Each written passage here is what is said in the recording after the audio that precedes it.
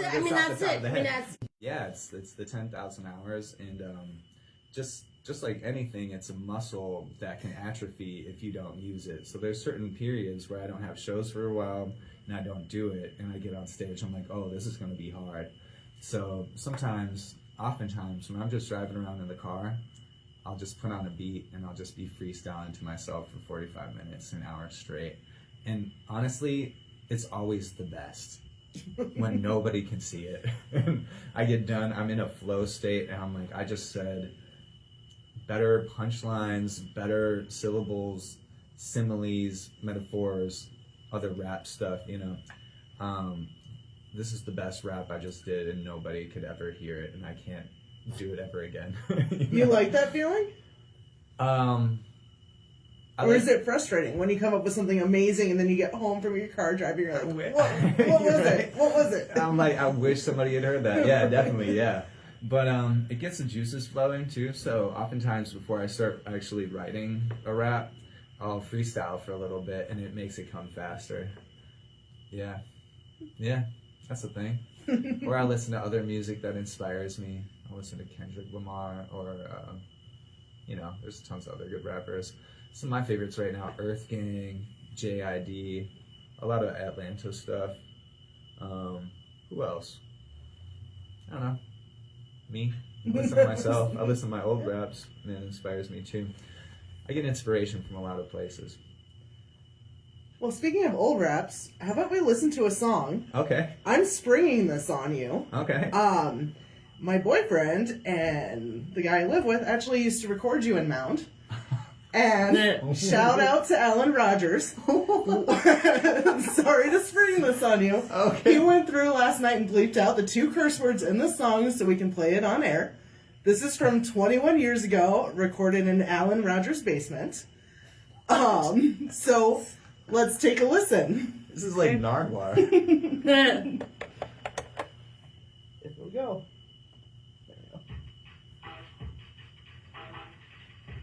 I hope you don't mind that I'm doing this. No, this is great.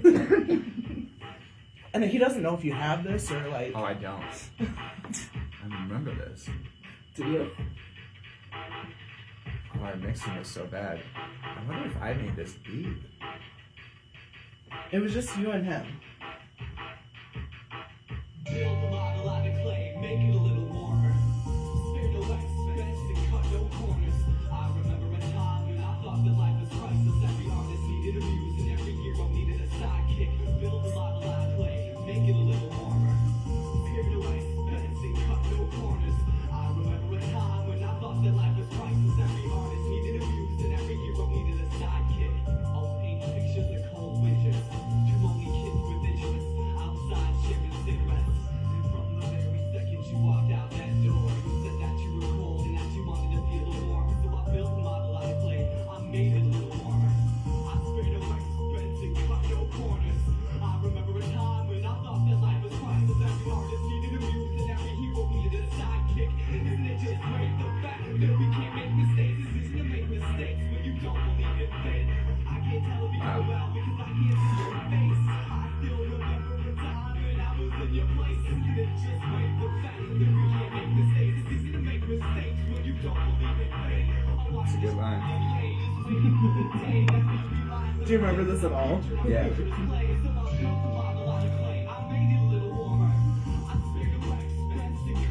The song's called Cut Corners. Yeah.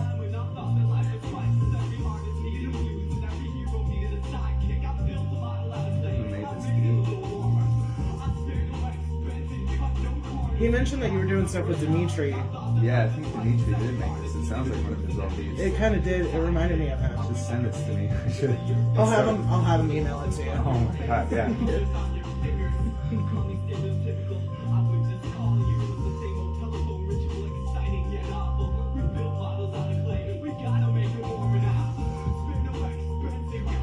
don't know why I did that voice. 20 years ago, my voice is so much deeper. I mean, this was 21 years ago. yeah.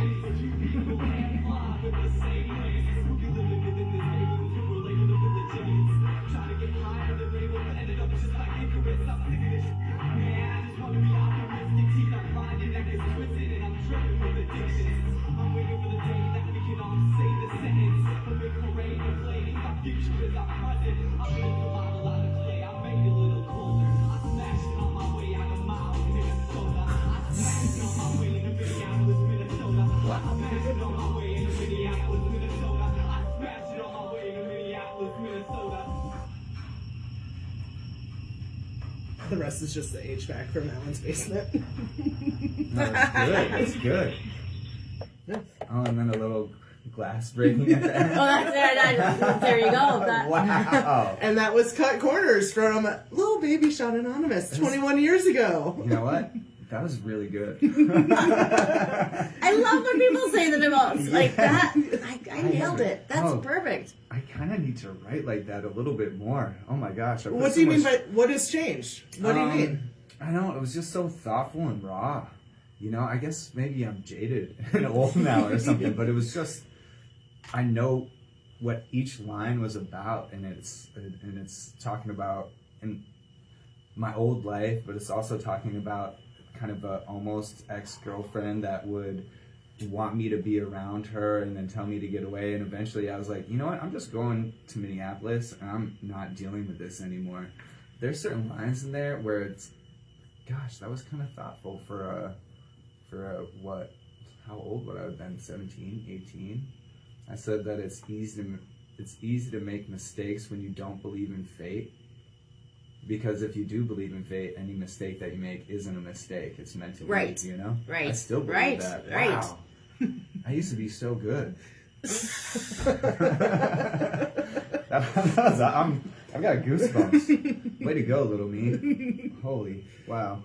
That was great. Yeah. Yeah. Cool. Again, thank you, Alan, for digging that up out of the archives this shout out, morning. Mr. Rogers. Wow. That's so good. I still run into him once in a while. Or I did a few years ago. Usually outside of First Ave. Wow, yeah, that gave me goosebumps. I think it's all downhill from here. I'm just going to go. Oh, I should have saved that for later on. Yeah, in the show. yeah, for Shoot. sure. That's the, what is it, the piece de resistance. That should have been the dessert. But that was a great appetizer. That was fun. Wow.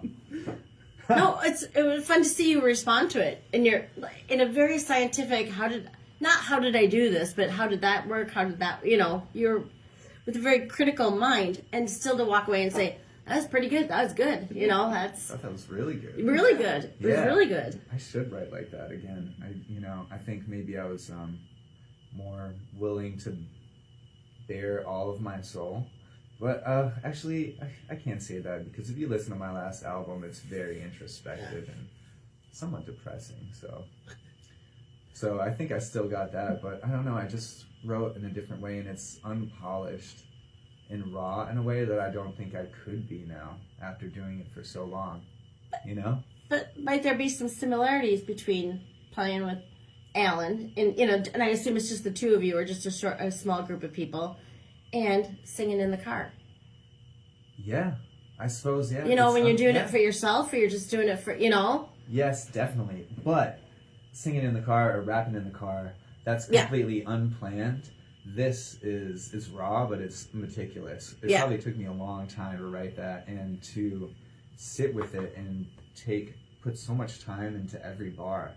There's a few, and the way that I had a chorus that I would manipulate and turn into like a pre-chorus or a bridge, but change that throughout the song. I used to do more stuff like that, and I need to get back into that.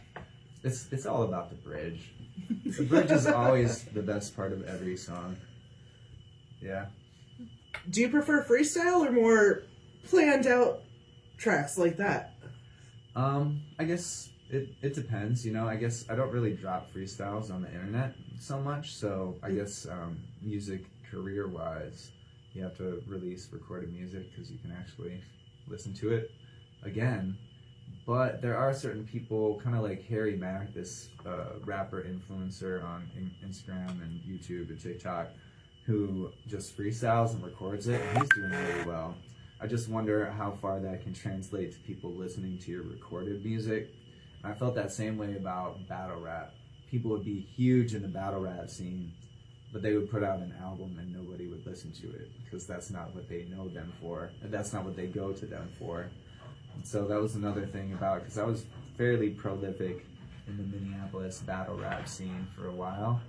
And that was one of the things that made me want to get away from it, just because I'm spending so much time focusing on something that doesn't really help my shows. And that's what I care about the most, is the stuff that I write, because I put a lot of time into it. Especially, apparently, when I was 18 years old, I put way more time into it because that was really good. Wow. Well, it's too bad that they don't. The battles don't feed better into the shows and into the recorded music. I don't know how that would work, but maybe. Yeah, some people have transitioned into having a pretty good career and being able to tour off it, but oftentimes people could have thousands, hundreds of thousands, even a million plays on their rap battles, and they would go and do tiny venues all over the place. Nothing wrong with tiny venues. No. Yeah, I still like a tiny venue once in a while, but that's It's nice to pay the bills too, though. yeah. I mean, it just logistically, you've got to at a certain point. It's Also, it's easier. It's easier to perform. The more people that are there, the easier it is. And I feel like a lot of folks that don't get on stage and make music would think it's the other way around. Like, oh, you're gonna perform for 30,000. Not that I've done that many times, but there's been a couple times where we've done like 30, 40,000 people. Easiest shows that you will ever do in your life. Because the energy is there. Try showing up to, you're performing in a Mexican restaurant in McKinley, Nebraska on a Tuesday, and there's 6 people there, and 3 of them are the promoter's mom and sisters. And you're getting paid $50 and a free burrito, which is a true story. Oh. Yeah, I think I had the name of the town right, but yeah, we walk up to the quote-unquote venue and we're like, oh, this can't be right because it's just a Mexican restaurant. And then we show up and there's a couple of speakers in the corner. The food was really good, though. Oh, well, there you go. Way to find the silver lining there. That's good. That's good. That was on tour with Esid, who's another rapper / producer from Minneapolis. He lives in New York now. And then Chuck Yu was on that tour, too, selling art. We were on our way to South by Southwest. Yeah, that was a good time. And then how was South by Southwest? Kind of somewhere in the middle? Yeah, this is early on, so it wasn't quite as corporate as it got to be. I hear that it's different now. I haven't been for about a decade, but we went for maybe 9 years in a row, starting when I was 22 years old, I think. Or maybe, yeah, we were young, little kids, running around Austin, Texas, going to the best shows. My first experience at South by Southwest, we rolled, this is one of those years. So I was with Chuck and Esid, I believe. And we pull up, we find a parking spot, which is so hard to do. That whole week is so tough. We find a parking spot, and I'm like, oh, I can't wait to see some of my favorite bands. I can't wait to network, and I'm doing like 8 shows in 4 days, And we get out the car, and we're walking past this coffee shop, and the first song that I hear being performed live is a cover of a Blues Traveler song.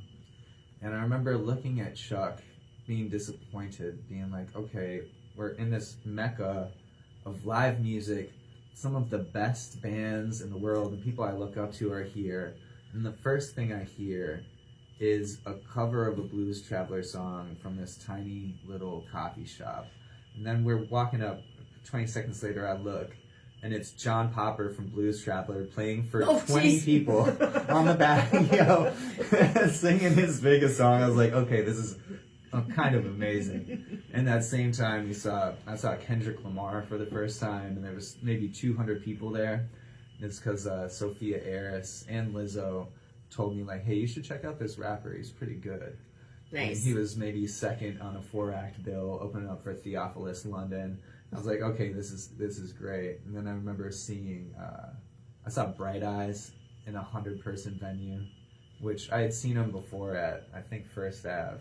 And then around that same time, he was playing a show at the State Theater, I believe, which I was there for. I sat in line to get my Bright Eyes tickets, and to go from seeing him in front of thousands to a tiny little venue that's not even full. So cool. I used to love South by Southwest. I think I still would. And I should. I'm going to go back sometime. Yeah, all right. Definitely. Yeah. Good plan made. Mm-hmm. Well, and I have to ask, because I haven't had a chance to ask you in person anyways, about the No Kings 3. How was that?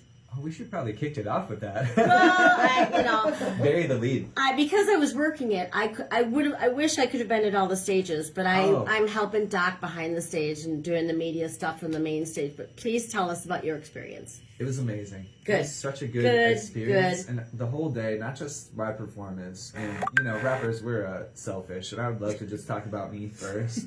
But the biggest thing is, number one, I've never been around that many people in my life. And I doubt that many people have. Right.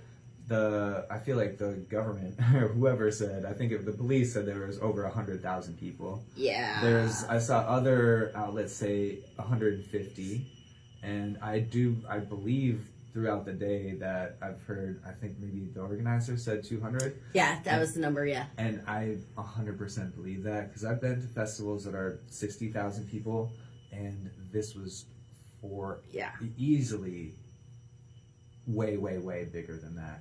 And it just felt so good to be surrounded with like-minded folks, and everybody was in such a good mood, and there was it was joyous, and I feel like we need that because being a progressive person, or I try to be, and lots of time there's so much that's going wrong in the world, and we want to call that out, and we kind of lose the joy of it.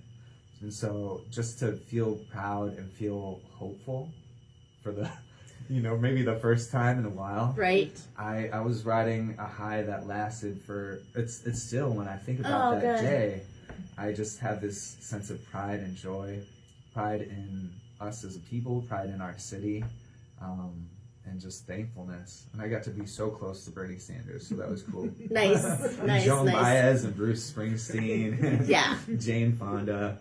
Also, Peggy, our local favorites. Got to see Ilhan again, and that was great. As an artist, I was so nervous. Oh, okay. Yeah. Oh, I was shaking in my boots. Because rapping is easy, especially these songs I've been doing for years. It's easy to go into autopilot, and I try not to do that. I try to relive the moment that I was in when writing the song every time I perform it, and then it connects with people more because they can feel your genuine emotion coming through. But I decided, and they gave me extra time. It was the first outdoor show. Nice. I guess I was helping them out. It was the first outdoor show, or maybe any show ever, that was running early somehow. So they came up when I was on stage. They're like, "Hey, can you do another song?" I was like, "Okay, yeah, gladly." You're asking the right guy. I'm used to doing 45-minute sets, and I was planning for 10. But I wanted to say a little something because I do have strong feelings about what's going on. There's, I mentioned the positive side of it, all those emotions I was feeling, the joy and the pride. There is some anger inside of me about what's going on in this country and what we're doing around the world. And I talk about it with my friends all the time. I wish that I used my platform more to talk about it. I use my platform a lot because we've done a lot of, benefit shows, and we spoke out during this federal occupation that was happening in Minneapolis. I'm cool to talk about all this, right? Yeah, of course. Listen, sure. Yes. I believe, knowing you two, I'm sure that it I'm sure that it comes up. I was as we all were, very affected. Our everyday lives, especially me, but all my neighbors, my neighbors are Mexican, Vietnamese, Black, trans, all people affected by this government right now. And I feel, even I got stopped the same day that Renee was killed, and that's my neighborhood. Yeah. An hour or two before, I got stopped in an ICE checkpoint where they walked out in front of my car, stopped me. They didn't make me show any ID or anything. No. Because of my complexion. But he made me roll down my window, and he just leans down and gets real close to my face and kind of just looks me up and down. He's like, "Oh no, you're good to go." Oh jeez. Yeah, for sure. He just sees that I'm a white person. He's like, "No, you're good." That story goes on a little bit longer, but their tactics were very messed up. So I guess long story long, I was very affected by it and very angry by what they were doing. And there's so many reasons. There was the violence, the death, the trampling of our rights, and beyond that, just messing up the whole economy, millions and millions of dollars of income loss, and my friends that are too scared to go to their job, so we start getting money, buying groceries, distributing them, and just life for everybody was so different during that time. So that was sad. So, once again, long story long, I felt great that I had the chance to express those feelings on stage, and that was the thing that made me so nervous. Is rapping is easy, but I decided to write a little speech, and it's kind of last minute. Also, I came back from Mexico the day before. Oh, that's right. Yes. Yeah, Yes. I remember now. And I told my friends, I was like, yeah, I'm gonna write this speech when I'm down on vacation. That didn't happen. No. But I had 5 hours on the airplane, so I took those 5 hours to write a little spiel, and I ended up cutting half of it, but it felt cathartic to be able to say that to a group of people that big, and that made me so nervous. So as soon as I got that little spiel out in the beginning of my set, I got a little bit more natural, but that was an amazing opportunity. So thank you. Thank you for doing it. Yeah. I'm glad to hear that other people are nervous talking in front of marches, because I didn't speak at that one, but I'm not used to speaking in front of people. That's not my... Yeah. I am. Yes. But... And you still... Yeah. Because it's important, and it's not what you do every day. You know what I mean? It's not what you do on stage every day. Yes. But yeah, definitely. And it's, a speech that I wrote the day before and kind of went through in my head. I should have brought notes with me. Other people brought notes. I was like, no, I'm going to memorize this, which I'm kind of big on. But the opportunity was amazing. And I find that the things that you are the most nervous about are the same things that you'll be the most proud of when you get done. Absolutely. Yeah. So that's how I felt there. And then I got to march. I got off stage, went and changed into my non-show shoes. I had my cool shoes on. I put on my walking shoes. Love that. Grabbed a couple snacks, stuffed my pockets, and started marching to the Capitol. Nice. And I was with a lot, I'm guessing tens of thousands of people. Hundreds of thousands of people. And I saw that message from Bobby D, Robert De Niro, that recorded thing, and got to see some of my favorite people. Guante and Seymour, they were so good. They were awesome. Yes. They were fantastic. I was delighted. Yeah, I'm a fan. I love both those dudes. Yeah, they're great guys. Yes, we had him on the show the week before. Yeah, I think so. Yeah, I saw that. There you go. I'm a fan. I went through and I checked out some of the interviews, and I was doing my research before I came here. So. But it is. But I like how you talk about it is a time to be joyful. There's always some talk about, someone said we should have it at the Whipple, and I said you can't have that many people at the Whipple. No way. And I'm like, also, this is like from 4 to 104 is the audience. You can't bring that to the Whipple. That's not. Yes. And someone's like, what? And I'm like, well, then you and I have been at the Whipple at different times. Because I just thought, I don't, but I'm like, this is a time, and I, support stuff at the Whipple. I support stuff at other places that you don't want to bring your grandma to, But I think that when you're going to get that many people, it's got to be... It's got to be a lift of joy. 100%. And I felt that. And also, there was so many... This is Minneapolis, right? Yeah. We are so... And that's the thing that I was talking about being on the left, is we cannibalize each other sometimes, Oh, we gosh. punch left, we punch right. I don't want to punch. On the right, there's only one thing that you have to agree with, is if you can join a cult of personality around one person. Mm-hmm. The issues don't even matter. And that's the thing about on the left, is that we care about these issues, and some of us have even slightly differing opinions. Some of us are greatly. But for the most part, I feel like we agree on 90% of the things. So why do we let this 10% of what we don't agree on tear us apart all the time? And I don't appreciate that. And if any folks that were detracting had actually been there and felt that joy, I think we would all be better for it. Yes. There's a time for direct action. There's a time for the Whipple. There's a time to donate your time. And then folks are like, well, this is, they just want to go and throw a party and stuff. I've ran into so many friends there that had done so much directly bringing food to people, going to putting their body on their line, their livelihood on the line. It's not the only thing that we did. Let us have some joy and feel pride, and also it's kind of like a show of force where people think that they're maybe in a silent majority or something, or, you know, where people say there's paid protesters or whatever. It's like, no, here's 200,000 people that all believe in this and feel strongly enough to march. Folks that had never been to a rally before or a march in their lives. What an amazing day. I'm almost getting choked up. I know. Thinking about it and talking about it, I still feel so good about that day. So thank you. Thank you. Yeah. Thank you. Now, part of me is like, well, now we should talk about the last album. Remember me play a song? Sure. Yeah. Yeah, just to play one is the question. I was kind of, you have a bit of a dirty mouth. Oh, yeah. I should have sent you some radio edits. I'm trying to think what songs on we there should have are done clean. I mean, yeah, I forget. There's some very old songs, like Invisible Ink looks like it, or It's Over. Yeah, I think Invisible Ink is clean. It's Over might have one swear word.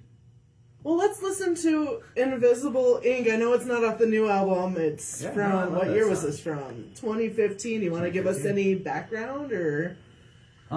Yeah, definitely. This song was about being so busy doing the things that you love that you don't have time to see the people that you love. And that's why it's called Invisible Ink. It's about something that's once was there and now is not.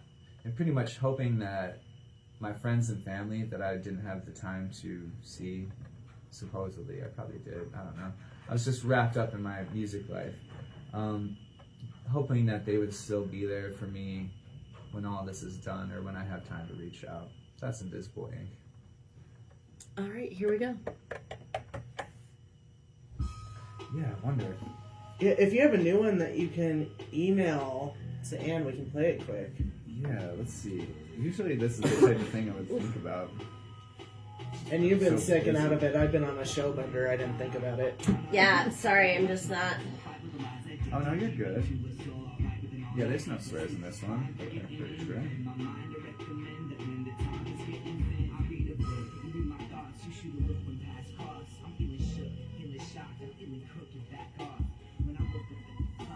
I've got this kind of techno song, that single I dropped last year with Megan and Homemade Spaceship. Is it on Bandcamp, or where can I Let's see, I'll probably have to email it? Yeah, but it's a Google Drive link, so you have to download it from there. I could try that. I'm sure there's other ones in my email too. I suppose I should do it as fast as possible. I mean, this is the newest song that I've released. It's pretty tough. We're muted, right? Of course. Yeah, well, you're on this. Oh, but yeah. Not on. Oh, that's cool. Yeah. The song is called Talking My Shit. So it's hard to even... Okay. Is shit okay? I think so. Yeah, well, it's, what I sent you is the radio edit, so... Did you send it to Okay. Anne? I did, yes. Yeah, it'll come to.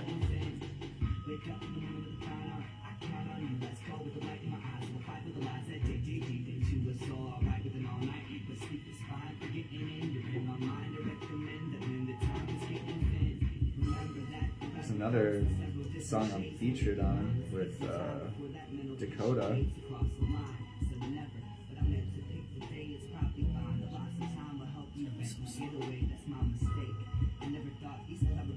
There. Yeah, it's there. It's just going so. No, I'll download this one really quick.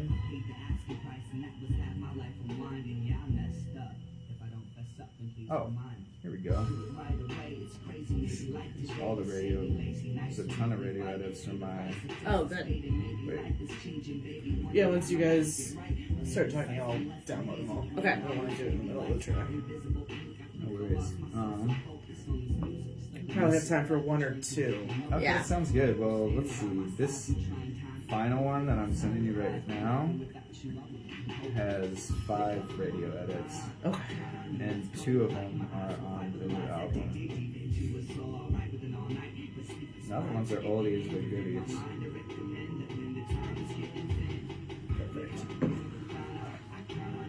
I still perform this song live. Do you? Yeah. This one was 2015 as well. I guess the last time we saw you was down in Red Wing, so we were everywhere for all of 45 Yeah. seconds, so we Yeah. could Oh, catch okay. everyone. Oh, that was fun. Yeah. I was surprised. I walked up to people because it was packed when I got in there, and I just asked random people. I'm like, "Why is it so packed in here? What what brings you out?" And they were like, "Oh, we're here to see you." Oh, In nice. Philly." Yeah. And so I asked a couple Aw. people that. I was like, Like DeWoke Farmer. "Yeah." Nice. Yeah, he was there. That was Sean Anonymous, who we have in studio on Mostly Minnesota Music on WMCN 91.7 FM in St. Paul. Nice house yes. cleaning. Yes, exactly. it. Exactly. Yes, and we might get to hear some more songs soon too. Hopefully, we fingers find crossed. some radio We friendly have them. versions. Yeah. Yes. I think that last email was a great email. Yep. Good. Yeah. All right. Do you want to tell us a little bit about the latest album?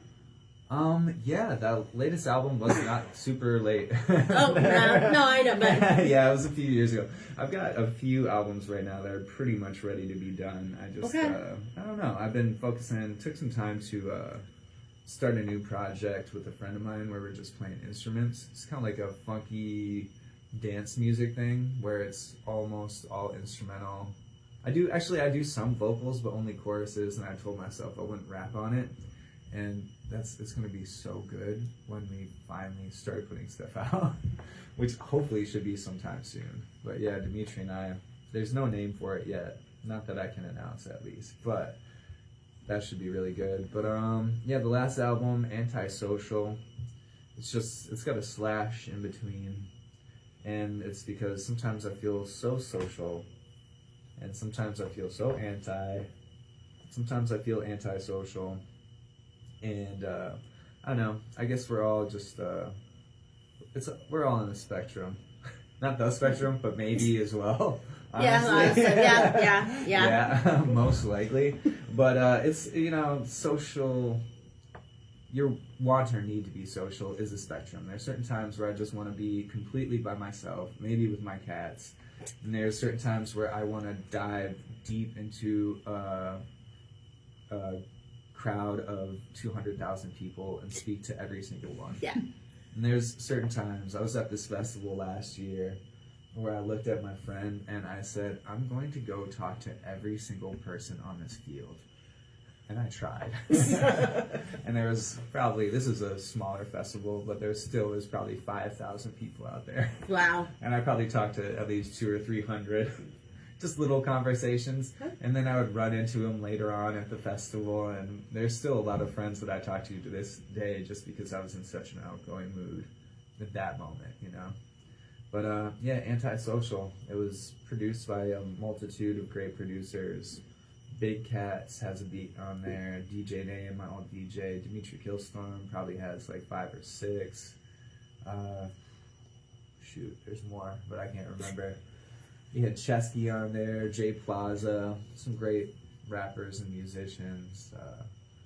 Taylor, what's Taylor's music name? I forget. They used to be in Zulu Zulu. Who eventually changed their name to... I forget. Dun, dun, dun, dun, dun, dun, dun. Yeah. Oh, yeah, I might have to look that up because they were my favorite Minneapolis band for a summer. They're not around anymore. But No. Astral Black, I think, is what they Oh. changed their name to. Okay. Yeah, definitely. Taylor's on there playing synth and singing. Honestly, that might be my favorite part of the album. I tell him that whenever I see him. Out of the 10 or 11 songs that are on there, I'm like, your voice and your keys are so beautiful in that moment that it gives me goosebumps every time. So shout out to Taylor. Proper T is his music name. But yeah, Antisocial, I'm really, really proud of it. And it's still doing pretty well. People listen to it.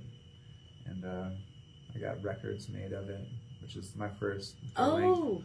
Yeah. First full-length vinyl. So that was an exciting process. And yeah, it's a good album. I hope people listen to it more. Should we listen to one of the songs that you sent over? What one? Dealer's Choice. Let's do, I would say Walls. Walls. Because that's the one that you got the radio edit for. Okay. And that features my friend from the East Coast, Chesky, who also performs in the new group Co-Defendants, who's doing really well right now. Shout out Co-Defendants, one of my all-time favorites right now, and they just dropped a new album that I highly suggest you check out. So good. Yes. Agreed. Yes. Yeah. All right. Here we go.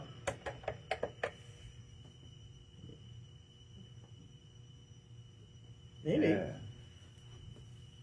There we go. Nice. Co-Defendants was the first band to ever buy a photo from me at Punk Rock Bowling. I thought I really? knew who they were. Yeah. I shot them at Punk Rock Bowling. They were shit photos, but they reached out.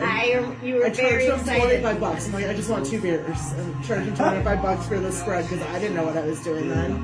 When was this? That was Punk Rock Bowling out in Vegas 3 years ago.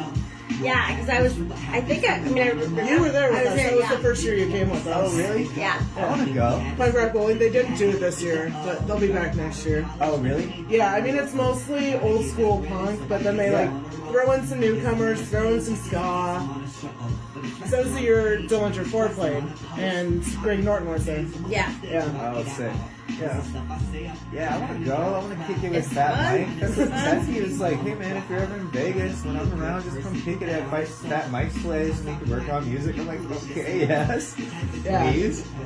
No, I've been doing all their singles as they drop them. I've been reviewing them and trying to debut them on the site. Oh, They've been cool. good to me. They've been Oh. really nice to me.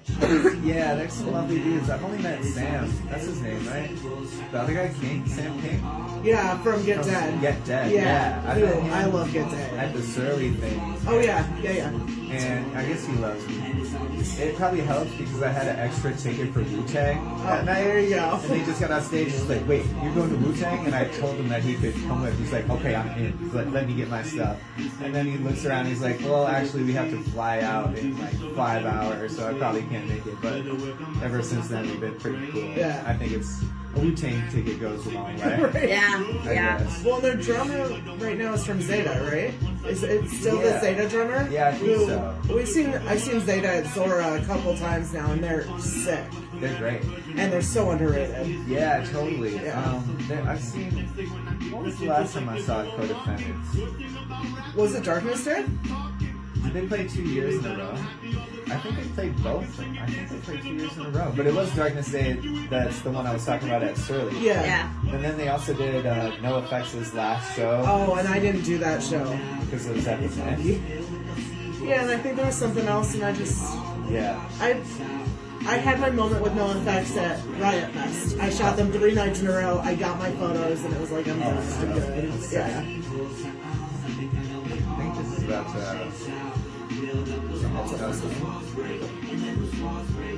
Oh yeah, we added the. Forgot about that. That's cool. I'm glad I had him put harmonies on the chorus too. He actually came in through the studio. It's great. At Medium Zack Studio. Here's that.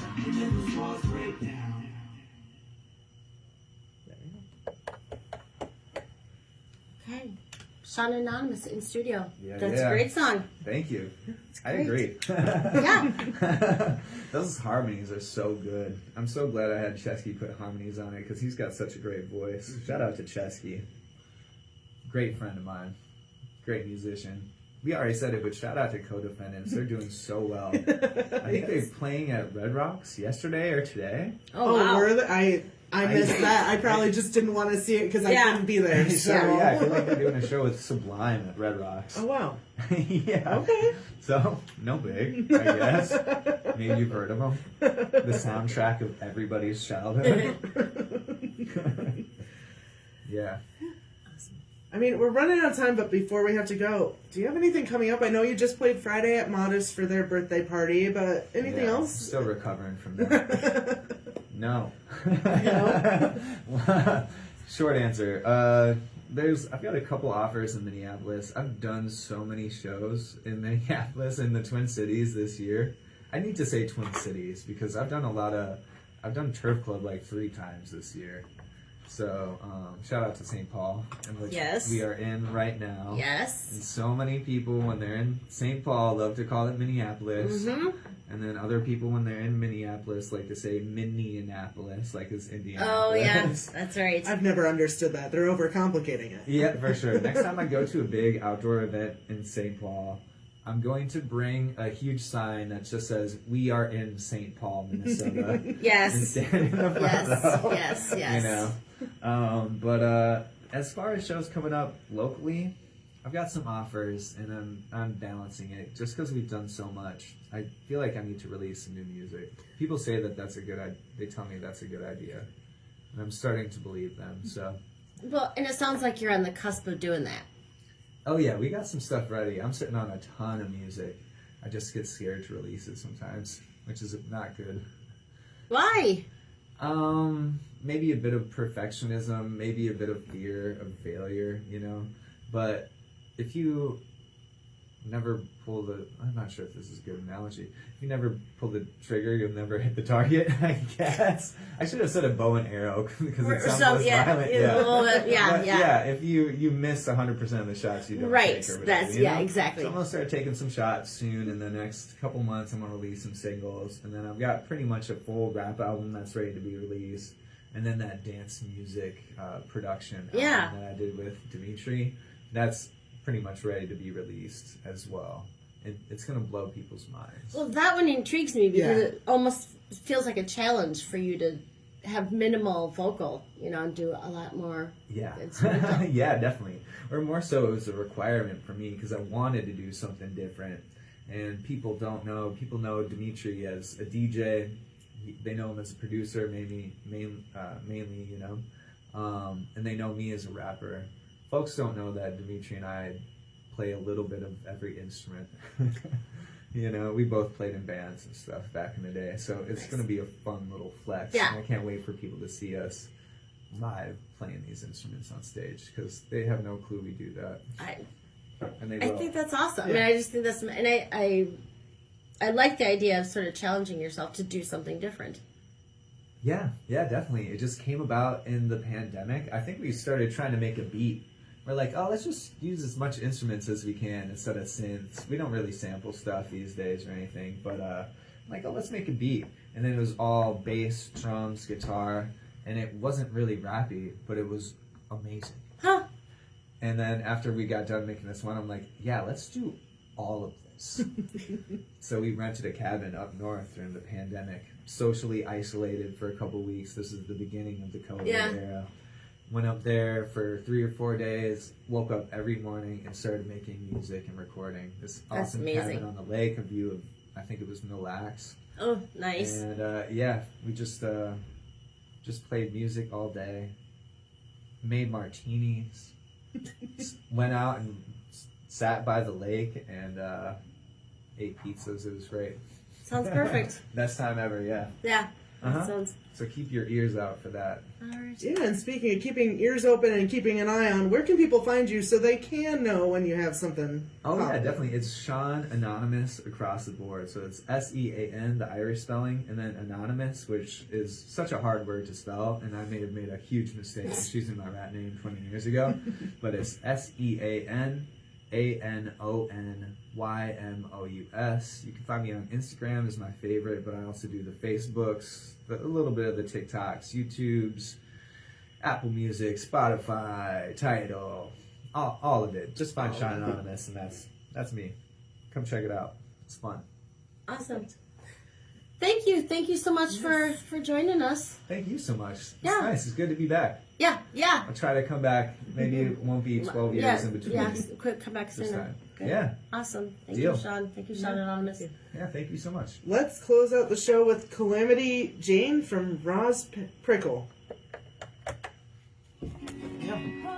Perfect.